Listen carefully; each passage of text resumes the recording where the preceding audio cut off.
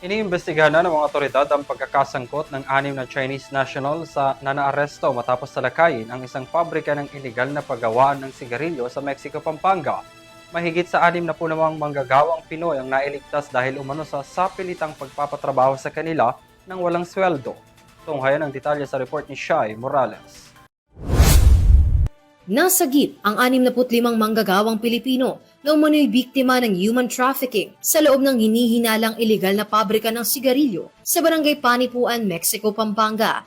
Ayon sa Department of the Interior and Local Government, sa isinagawang press conference nitong Huwebes, hindi inaresto ang mga manggagawang nadatnan sa pabrika ng sigarilyo. Ani DILG Secretary John Vic Remulla, nirescue sila matapos madiskubring sumasa ilalim umano ang mga manggagawang ito sa sapilitang pagtatrabaho dahil hindi sila pinasweldohan sa huling mga araw nitong pinagtrabahuan.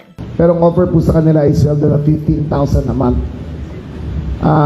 Dapat 15-30 ang bayad sila pero hindi po sila sinweldohan ng huling pagtrabaho dito. Kaya we consider that involuntary servitude ang ginagawa nila.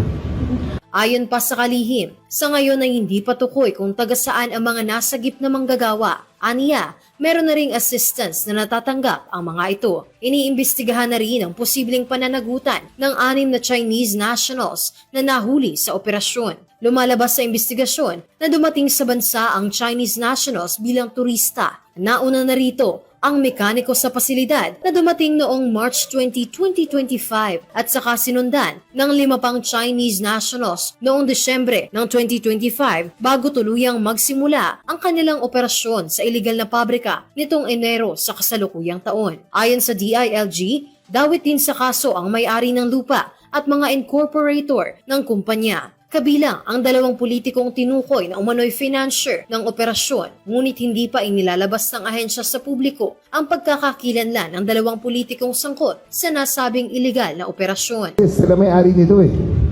Wala pa kaming nakikitang lease contract mula sa mga Chinese naman na nag-manufacture. Kaya liable rin yung may-ari na lupa, yung some yung at saka may incorporator sila.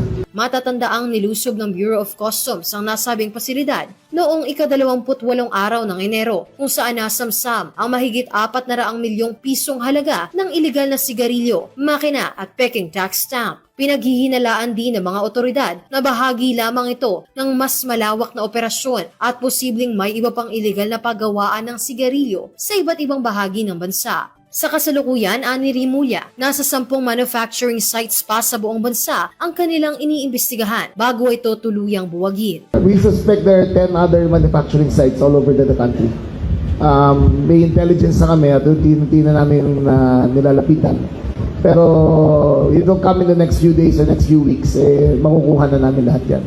Mahaharap naman ang mga sangkot sa krimen sa kasong paglabag sa Republic Act 9208 o Anti-Trafficking in Persons Act at paglabag sa Republic Act 12022 o Anti-Agricultural Sabotage Act na itinuturing na non-bailable offense. Para sa EuroTV News, ako si Shai Morales, sumasaludo sa bawat Pilipino.